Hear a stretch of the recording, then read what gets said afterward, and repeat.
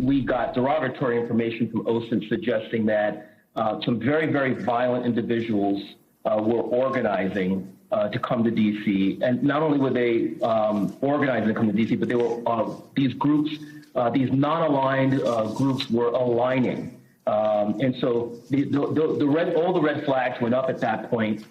You know, when you have armed militia, you know, collaborating with white supremacy groups, collaborating with conspiracy theory groups online, all toward the common goal, you start seeing what we call in you know, terrorism, a blended ideology, and that's a very, very bad sign. That was some of the most harrowing testimony we heard yesterday. It was from a taped deposition with a witness named Donell Harvin. He has appeared on this show in the past. It was part of a mountain of evidence that the January 6th Select Committee shared with the public yesterday about just how the ex-president summoned the mob, the rioters, with what they viewed as a call to action and a call to arms. As D.C.'s then Chief of Homeland Security and Intelligence, he has testified to the committee several times now about what he tried to raise the alarms about on that day and leading up to it, what they were seeing forming in response to Trump's tweet of December 19th, quote, very violent far-right groups uniting around his goals across multiple online platforms where they publicly coordinated and transformed into the violent mob we all watched see it through. Joining us now, Donell Harvin, former Chief of Homeland Security and Intelligence for Washington, D.C. We have spoken before, and I mean, your words are so haunting in their accuracy of what came to pass. What is it like to watch the 1-6 committee 18 months later use your testimony as part of making its case against Donald Trump? Well, it was a little numbing for me having to relive it, as well as hearing those words. I want to remind you, Nicole, that a lot of the things that we were seeing before January 6th were done in plain sight.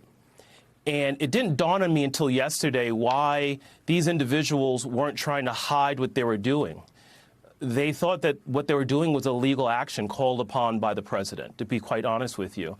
And I think that's the case that the January 6th committee is making. And you see that borne out in a lot of these court cases. They were called to the Capitol. They were responding to a call. In hindsight, in my role doing intelligence, I didn't appreciate that. I just saw a threat in a threat environment, and we reported it.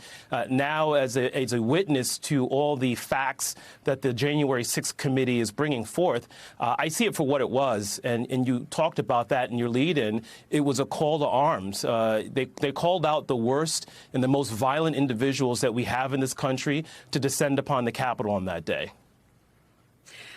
My colleague Chris Hayes made the point last night that the mob became the weapon.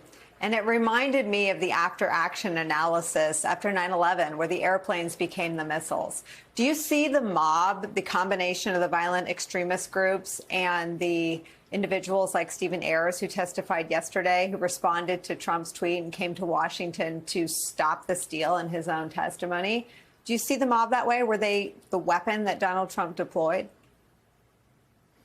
Absolutely. Nicole, we wouldn't be here if there wasn't a tweet that had galvanized a very violent faction. And I've said this before, and I'll say it again. If it was just Trump supporters that were vociferous and participating in nonviolent First Amendment activities, there would have not been a January 6th in the way that you're showing it on the screen right now. But the call to arms went to those most violent individuals that we all know that are violent and that were standing back and standing by. And we know that those words were said, and we know that they responded to that in full force. And they started planning in full view, in plain view of all the authorities.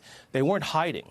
They were planning on how to bring guns. They were planning on sharing information on how to enter the Capitol, blueprints, floor plans, if you will. And so this is what we saw on that day, and it's being borne out right now by the January 6th hearings.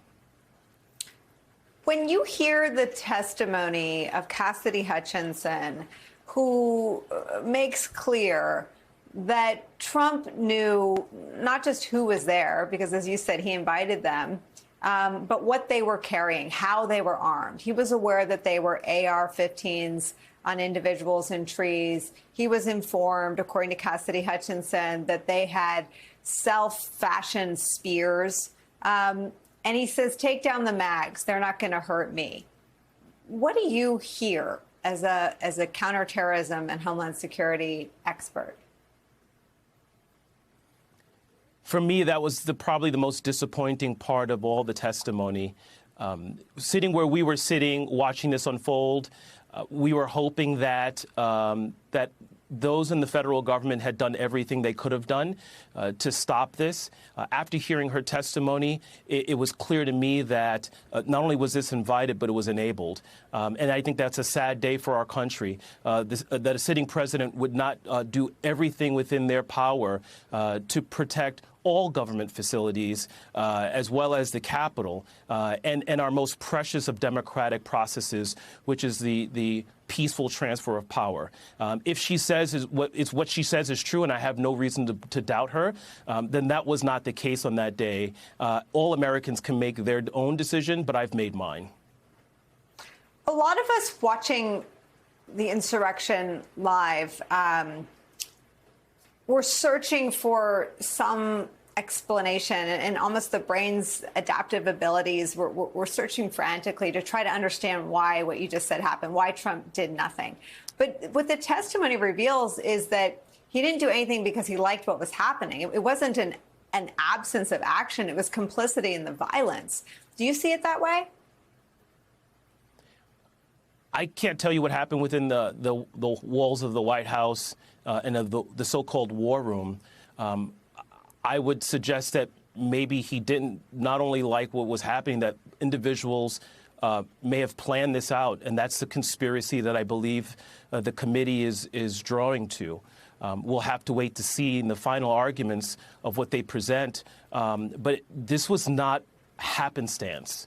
This was not just some mob that showed up and things got carried away.